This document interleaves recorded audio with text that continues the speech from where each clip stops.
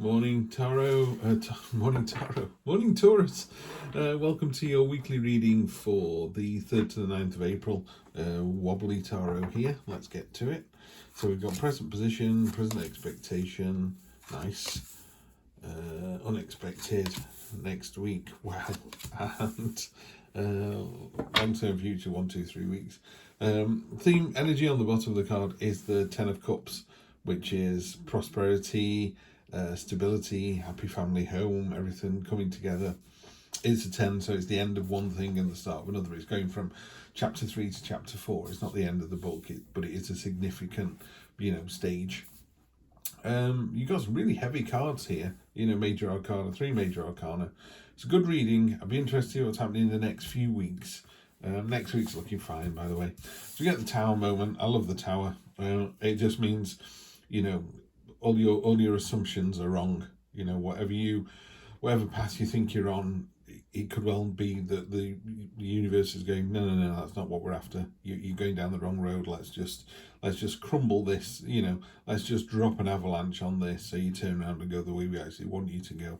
Maybe not maybe not a 180, but it wants you to detour. The tower moment is a very kind of, that's not working, is it? Your partner's on nights, you're on days, you're trying to make it work, you love each other dearly, you want to make a family together, you want to make a future together, but you don't see enough of each other. So it's just that, it's that kind of, how do we resolve this issue? Because it's not working at the moment. Let's resolve it and then get to where we want to get to. That's your present position. Present expectation is you realise that you need to do something about that. And the way you're going to go about that is you're going to see the other person's side of the story. So we're going to use the working nights analogy again. Your partner's working nights, the money's great, but you don't see each other. So you've got to work out a way around that. You've also got to understand their point of view. It doesn't mean that they don't love you if they're working nights. They love you dearly and miss you terribly. But in this day and age, we can't survive without the money I'm on. So it's that sort of, how do we make the situation work rather than change the situation, perhaps? So I would say you're on the right path. You're on the right route. It's just, sometimes things are put in our path and we walk around them, and then carry on as before. Or maybe not carry on as before. I think you do, by the way. I think this message is to carry on as you're going at the moment, which is why this is so interesting. Unexpected. You've got unexpected stoicism and resilience to the situation. So here we have a situation that's not working. You're being empathetic about it. You're seeing the other person's point of view. You're getting the knowledge about that situation. You're understanding it, and you're committed to it. You're not giving it lip service. You are literally giving it your full attention. Okay, this is a situation. How do we fix it? I'm seeing your point of view. I'm hearing what you're saying.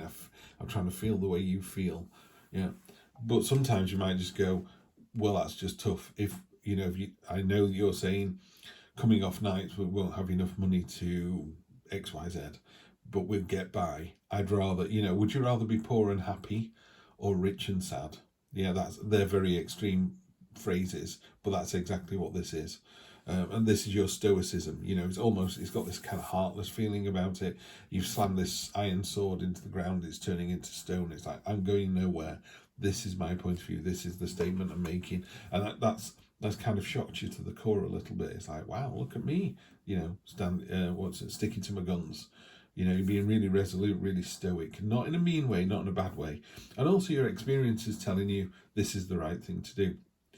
Next week, if you're going to do all that, if you're going to see the situation as it truly is, and you're going to be empathetic and try to see the other person's point of view, but still stand your ground, then in the cold light of day, you're going to go, why did you do that? You refuse to say there's a negative outcome. I'm not seeing that, by the way, but say the negative outcome is your partner goes, I'm staying on nights, and you go, well, sod you then, and you go your separate ways. The Justice card would come to you and go, did you really need to make such a fuss about being on nights? Could you not have found a way to balance it a bit more? And if you go, I tried my hardest, I really was empathetic, but I had to stand my ground. The Justice card just goes, fair enough. You just need to prove kind of to yourself, really, are you doing the right thing? Yeah, driving home at 2 in the morning, there's not another car on the road, you haven't seen another car anywhere, you've not seen anybody anywhere. You think the whole world's been taken over by aliens and there's no one here anymore. And you come to a roundabout. Do you slow down? Do you look both ways? Do you indicate as if you're on a test? Or do you go, I'll treat myself to a bit of rally driving because there's no one here? Yeah, and the justice car says, drive like you're on a test. You know, dance like no one's watching. But eat like someone is watching, you know, eat with good manners, dance like no one's around. And it's that kind of being honest and authentic to your true self. There's no point you being in a relationship with someone on nights if you know it's not going to last because they're on nights. Is there a way you can earn a bit more money, though they can earn a bit more money somewhere else? But you're going to have to try and make this work. That's what it is. And over the next 1, 2, 3 weeks, it causes this friction. There's a situation that has to be resolved. It's not the most pleasant one, but it has to be resolved. So Taurus, you're in for an interesting week. You're in charge. I'm not seeing any negatives here. I think you're doing the right thing. It'd be lovely to see how that turns out. But this Two of Swords is very much a card of you can't stand by any longer. You've got to do something about it. You've got to make a decision. You've got to say your bit, and you can say it with love and kindness and go, I've thought long and hard about the situation. I've looked at the sum. Maybe you do a budget together and go, do you know what? I don't think we do need to earn this much money. But conversely, you go, actually, we do need to earn this much money, stay on nights. I'll live with it for a year or two. King of Cups, yeah, this is all about, you know, being emotionally mature. You're not, and the King of Cool and being diplomatic. It is, you know, they're above the sea of emotion, and they're almost in control. You can't control your emotions. I don't think you can master your emotions, put it that way. You know, some days you're going to get up or you're going to see something that's going to frustrate you, it's going to make you anxious, angry, frightened, resolute, you know. And the King of Cups is able to see the situation emotionally for exactly what it is and then deal with it. It's very powerful energy, really good energy. Yeah. When you've got that empathetic nature, you know exactly what the other person's feeling. You know, you've asked the questions. Why do you feel you have to stay on nights? It does feel, by the way, like a relationship conversation. This could be a work thing where you're going, why are you making me do this? Because, why? Because, why? Just keep asking the why. Just keep drilling down why? And eventually you get the light bulb moment. You go, oh, I get it now. That's why you're doing what you're doing. Or that's why I'm doing what I'm doing. And it's just... there's just a sense of clarity from here on in. You're not, you know, your sword is drawn. You're not falling for this. It's like, okay, I'm prepared. And obviously a sword cuts both ways, so you've got to be careful of not charging in too much or going, I've had a light bulb moment, I know what the solution is, we're going to do this, this, and this. What it should be is, I've had a light bulb moment, I think we should talk about this, and then move it on from there. Page of Cups, so you've got the King of Cups, very mature one, and you've got the Page of Cups, which is a little bit younger, a little bit more curious. It's a bit more what if, this card. It's like, what if we do that? Is there a way to try this? Is there a way to, you know, maybe all you need, pardon me, just let me have a swig of coffee. Maybe all you need to do is have a weekend away with your partner, a long weekend, so they get away from the work situation and you get to be together and enjoy each other's company. And you go, do you know what? This is really important, by the way. Sometimes it's not how much time you spend with each other, it's the quality of the time you spend with each other. So maybe you only get an hour or two in the week. It doesn't matter. Make that the quality hour or two. Have breakfast together, have dinner together. In our house, we always have Sunday meal, Sunday dinner, always. Week in, week out, without fail. Doesn't matter where the kids are going because they're teenagers now, so they want to be out and about with the mates. So we've moved it sometimes. It used to be in the middle of the day on a Sunday, but if we can't do it Sunday lunchtime, we'll do it Sunday dinner time. Yeah, and it's just a way of all four of us being together, you know, and it's really important to us. So it's something that we're determined to keep doing. This Page of Cups, the fish jumping out there, it's curious. There's a curiosity about this. There's a lovely, like I just said, there's a lovely what if energy. You know, oh, why is that? Why do you feel that way? So maybe in order to get over the problem that you've got, or the problem that's going to be appearing soon, is to do that. Stay curious, stay emotionally aware, and then, you know, have a deeper conversation, which will lead to this light bulb moment. Love the Page of Pentacles. It's weird, this. It's one of those cards that just passed me by for years, and now every time I see it, it just brings joy, you know. So what's happened here is this person really wanted that thing, whatever that thing is. Could be a person, could be money. Money's well placed, by the way, in this reading. Could be money, could be a garden, doesn't matter. A new house, new home, could be power, wealth, stability, whatever it is that person wants, really wants, truly wants, they've got, you know, and it's victory. And again, Heidi really nails these illustrations. There's very little line work going on here, so to get the amount of expression she does on the faces is so simple, and a lot of the faces are very placid and still and easy to read one way or the other, you know. But this face here, that is just serene, you know. She's like, oh, I got what I wanted, you know. Bliss, there you go.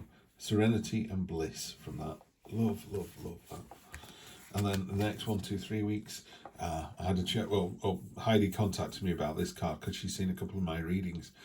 The 10 of Wands is normally quite a heavy card. You know, it's the burden, it's another 10, you know, it's the end of something. And in the Rider-Waite-Smith deck, which I'm going to try and find the image for you now, in the Rider-Waite-Smith deck, you know, the person is clearly burdened by some very heavy sticks, and you're a bit sort of, why don't you just lash them together and make the job easier? You're making hard work situations, making mountains out of molehills. And of course, you know, having used that deck for 30 years, that's the kind of imagery that I've got going around in my head. And I always said about this card that the sticks on Heidi's are tiny. They don't feel like a burden at all. Let me just show you the two. I'm thinking of doing some comparisons with Rider-Waite and other decks, because there you go. Look at those two. So this person here is completely and utterly weighed down, but you're almost like, well, hang on a minute, why don't you lash them together? The other thing that's important is these sticks are sticks that this person's grown. So the harvest is coming home. Also, the destination is right here. Yeah, you're almost home. So however difficult the situation feels, 10s are all about you're almost there. Literally is yards away from the finish line. Now, of course, in Heidi's, the sticks are not the heavy duty burden. But Heidi got in touch with me and said, well, actually they are, because she's talking from a woman's perspective. Women do an incredible amount around the house, and there's loads of things that kind of go on and just happen. It's like, well, when I finished feeding you and washing up and tidying the house and doing all the paperwork and balancing the books and getting the kids' school stuff ready, and so there's lots of these little burdens, you know, that I think this to me now is beginning to feel more like a card of appreciation, you know, because it's got a different feel to that. And I love this about tarot. You can read the messages for this one on various sites, and they should all say roughly the same thing. But if you're interpreting the cards, you know, what is it you're picking up? I've always picked up with this card. I don't understand why they don't just lash it together with some rope and make a little, you know, handle, so it's just easier to carry. You know, they're tipping over. Maybe they're running. They're almost like there's some movement behind this. So there's lots of story going on here. And I've realised now that Heidi is just telling that message in a different way to give you a different story. You know, there's no destination on here because she keeps the cards beautifully minimal. But that's so that you could talk about that. I could say the house is just off here. She's almost there. Why is this person looking back? You know, they're not looking back in that card at all. They're looking forwards. Yeah, well, in fact, they're not looking where they're going at all. They're looking down at the floor. But this one, she's looking back and she's going, look how hard I'm working. Yeah. So that's what I'm reading with this card. It's an amazing thing, tarot. The more you learn, the more there is to learn.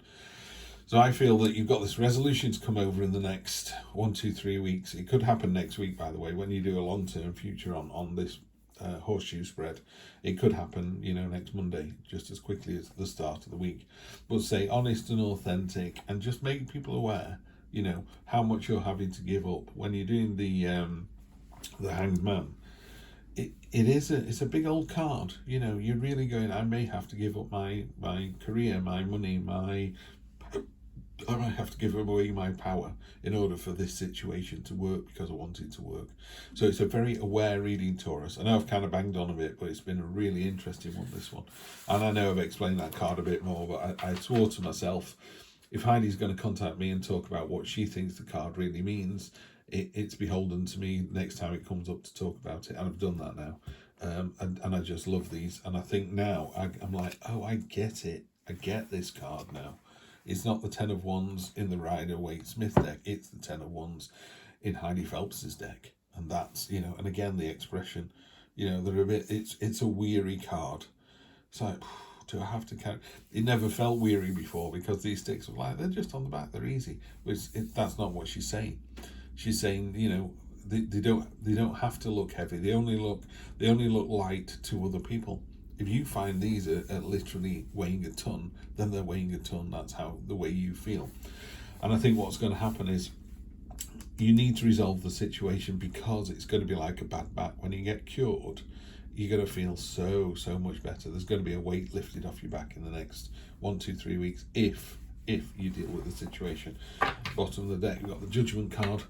I'm doing a lot of stuff about mirroring at the moment, but the reflection of the pool here.